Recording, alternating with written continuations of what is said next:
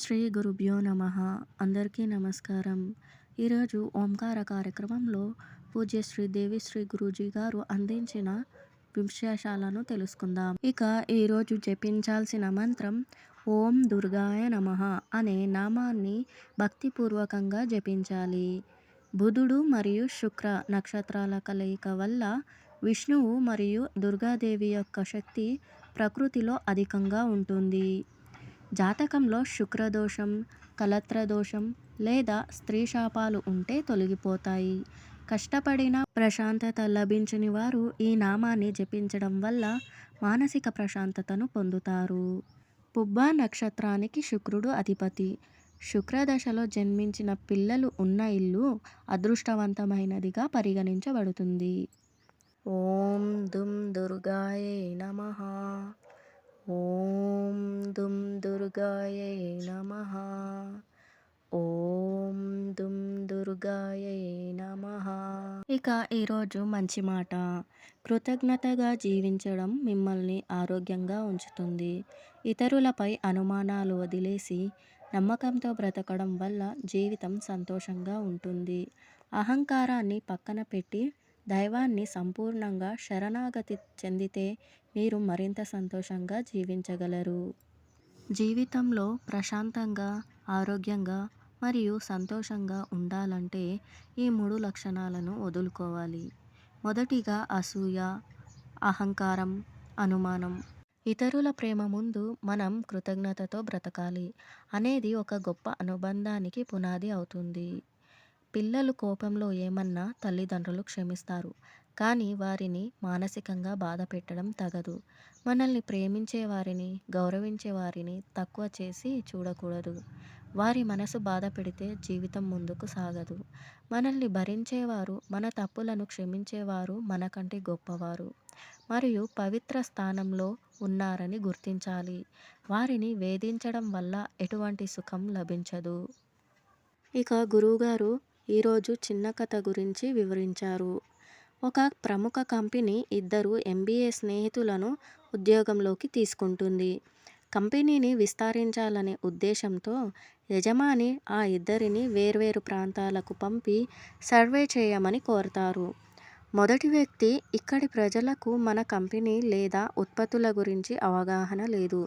కాబట్టి ఇక్కడ వ్యాపారం చేస్తే నష్టం వస్తుందని నెగెటివ్ రిపోర్ట్ ఇస్తాడు.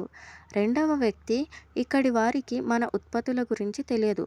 కాబట్టి ఇది మనకు ఒక గొప్ప అవకాశమని, కొత్తగా పరిచయం చేసి భారీగా విక్రయించవచ్చని పాజిటివ్ రిపోర్ట్ ఇస్తాడు. పాజిటివ్గా ఆలోచించిన వ్యక్తిని కంపెనీ యజమాని CEO గా పదోన్నతి కల్పించి 100 కంపెనీలను స్థాపించే బాధ్యతను అప్పగిస్తారు. నెగటివ్గా ఆలోచించిన వ్యక్తి మాత్రం అదే పాత ఉద్యోగంలోనే ఉండిపోతాడు. ఈ కథ యొక్క నీతి, జీవితంలో సానుకూల ఆలోచనలు మనిషిని ఉన్నత స్థానానికి తీసుకెళ్తాయి. దేనిని తక్కువ అంచనా వేయకుండా గొప్పగా ఆలోచించడం మరియు నిర్ణయాలు తీసుకోవడం అలవాటు చేసుకోవాలి. భారతీయ సాంప్రదాయం మరియు ఆచారాల వెనుక ఉన్న గొప్పతనం గురించి గురువుగారు వివరించబడింది. ఎదుటి వ్యక్తికి నమస్కారం చేయడం ద్వారా మనలోని అహంకారం తొలగిపోయి వినయం పెరుగుతుంది.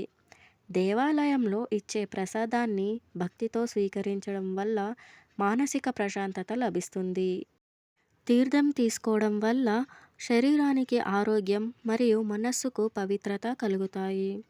మన పెద్దలు ప్రవేశపెట్టిన ప్రతి ఆచారం వెనుక ఒక శాస్త్రీయ కారణం మరియు మన మేలు దాగి ఉంది.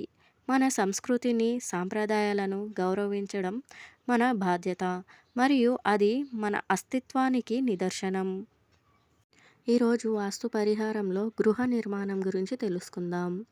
వాస్తు శాస్త్రం ప్రకారం ఇల్లు నిర్మించుకోవడం వల్ల ఆ ఇంట్లో నివసించే వారికి సుఖ సంతోషాలు, ఐశ్వర్యం లభిస్తాయి. ఈశాన్య దిశ ఎప్పుడూ ఖాళీగా, శుభ్రంగా ఉండాలి. ఇక్కడ బరువులు పెట్టకూడదు.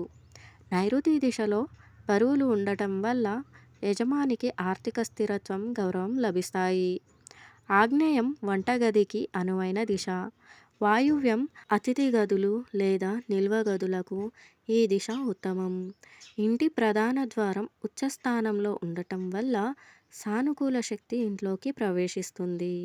వాస్తు అనేది కేవలం నమ్మకం మాత్రమే కాదు, గాలి మరియు సూర్యరశ్మి ఇంట్లోకి సరిగ్గా ప్రసరించేలా చేసే ఒక శాస్త్రీయ పద్ధతి. ఇక ఈరోజు తారాబలం నక్షత్రాల వారీగా ఫలితాలను తెలుసుకుందాం. అశ్విని, మఖ, మూల వీరికి ఈరోజు సంపత్తార. భరణి, పుబ్బ, పూర్వాషాఢ వారికి జన్మతార. కృతిక, ఉత్తర, ఉత్తరాషాఢ వారికి ఈరోజు పరమమిత్రతార. రోహిణి, హస్త, శ్రవణం వీరికి ఈరోజు మిత్రతార. మృగశిర, చిత్త, ధనిష్ట నైదన తార. ఆరుద్ర, స్వాతి, శతభిషం సాధక తార. పునర్వసు, విశాఖ, పూర్వభద్ర వారికి ఈరోజు ప్రత్యక్తార. పుష్యమి, అనురాధ, ఉత్తరాభద్ర వీరికి ఈరోజు క్షేమతార. ఆశ్లేష, జ్యేష్ఠ, రేవతి వీరికి ఈరోజు విపత్తార. ఇక రేపు దివ్య పూజ. రేపు ఉదయం స్త్రీలు మరియు పురుషులు నీటిలో గంధం లేదా పసుపు వేసుకొని స్నానం చేయాలి. స్నానం ఆచరించిన తర్వాత నుదుట గంధం ధరించాలి. గురువు ముందు కూర్చుని ధ్యానం మరియు పూజను నిర్వహించాలి. ముఖ్యంగా రేపు గురువును విశేషంగా పూజించి ప్రార్థించాలి. ఈ విధంగా పూజించడం వల్ల వివాహం కాని వారికి త్వరలో వివాహ యోగం ప్రాప్తిస్తుంది. రేపు గురువును విశేషంగా ప్రార్థించడం వల్ల మనసులోని సంకల్పాలు త్వరగా సిద్ధిస్తాయి. ఈరోజు సాయంత్రం పాటించాల్సిన యోగక్షేమం. సాయంత్రం సమయంలో ఒక నిమ్మపండును తీసుకొని ఇంటి గుమ్మానికి దిష్టి తీసేయాలి. దిష్టి తీసిన నిమ్మపండును 3 భాగాలుగా చేసి ఇంటి బయట ఉన్న డస్ట్బిన్లో పడేయాలి. ఆ తర్వాత కాళ్ళు చేతులు కడుక్కుని ఇంట్లోకి రావాలి. ఇంటిలోని కులదైవం ముందు ఆవాల నూనెతో దీపం వెలిగించాలి. ఈ పరిహారం పాటించడం వల్ల ఇంట్లో ఏదైనా దరిద్రం ఉంటే తొలగిపోతుంది.